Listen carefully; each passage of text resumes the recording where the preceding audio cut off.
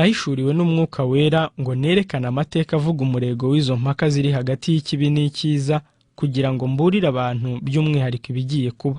Nagiye ngira iyerekwa ry'ibyabaye inshuro nyinshi mu myaka myinshi yakurikiranye, uko amakimbirane yakomeje kuba hagati ya Kristo, igikomangoma akaba n'umukiza, na Satani, soko y'ibibi byose n'icyaha, wabanjirije bose kugomera amategeko y'Imana.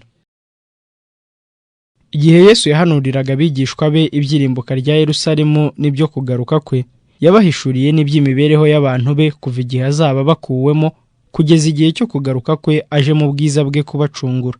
Yesu ari ku musozi wa Elayono yarebaga kure umuraba w'akaga uzatera itorero ry'intumwa, akomeje kureba ibizaba mu bihe bizaza.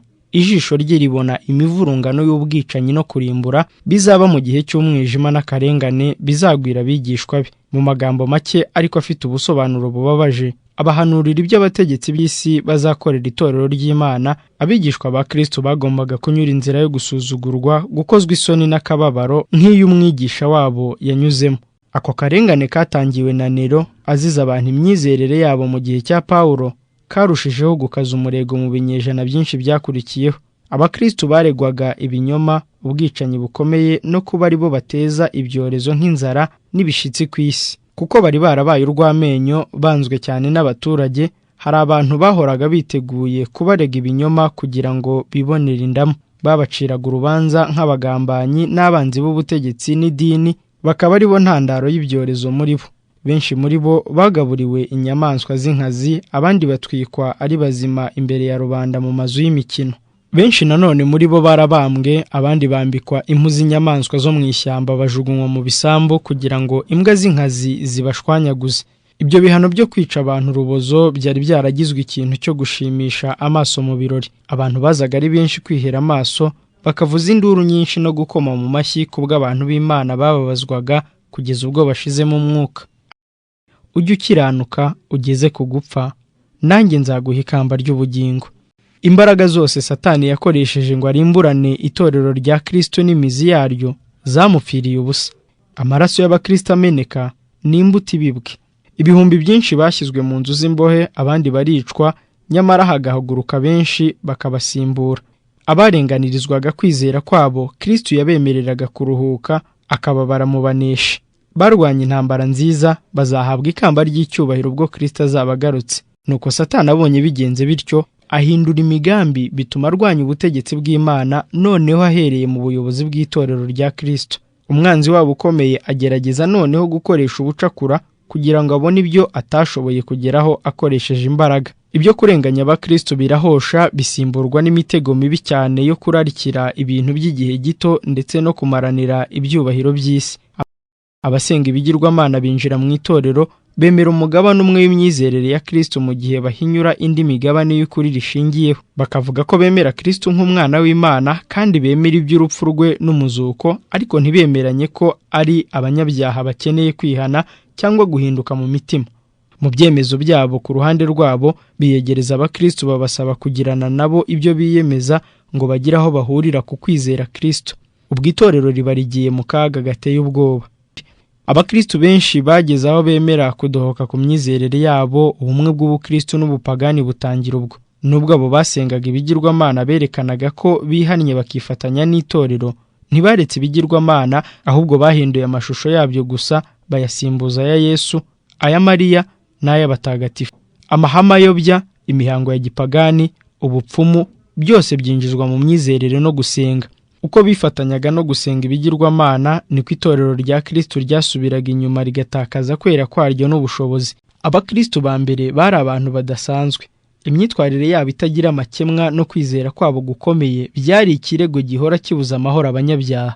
Nubwo bari bake, batagira umutungo mwinshi, badafite imyanya ihanitse n'ibyubahiro bikomeye, bari bateye ubwoba cyane abagendera mu bibi.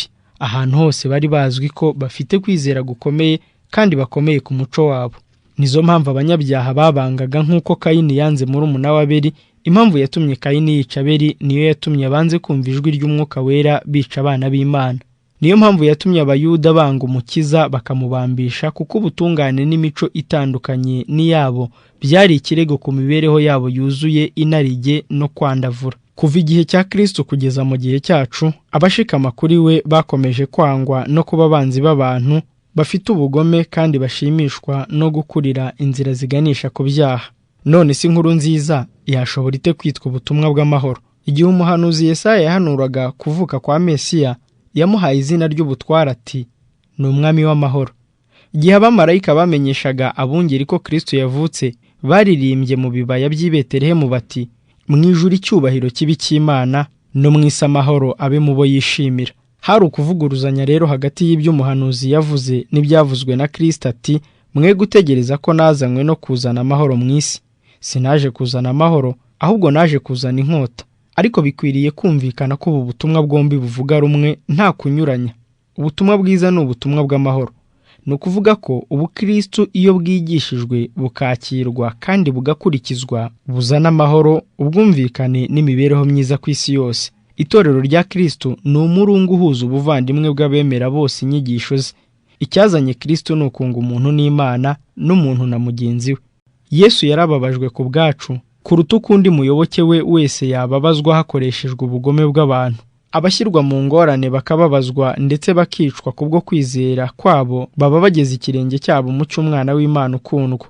Nanone abakiranutsi banyuzwa mu itanura ry'umubabaro kugira ngo babone uko bezwa, kandi kugira ngo urugero batanze rwemeza abantu gukomera ku kwizera kwabo n'ubutungane, ngo abanyabyaha n'abinangira imitima nibabona imyitwarire yabo itunganye bibacumita imitima.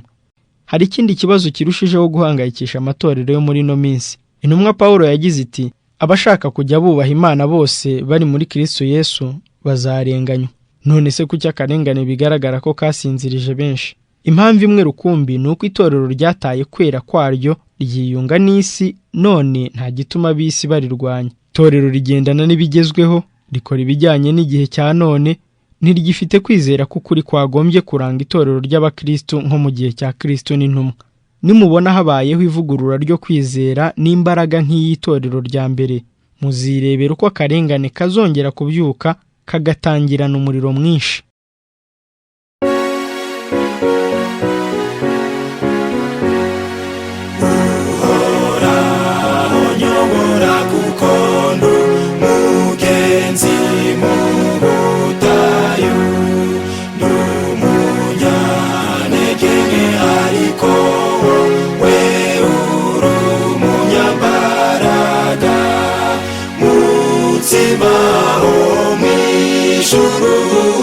Shaka guhaswa nawe,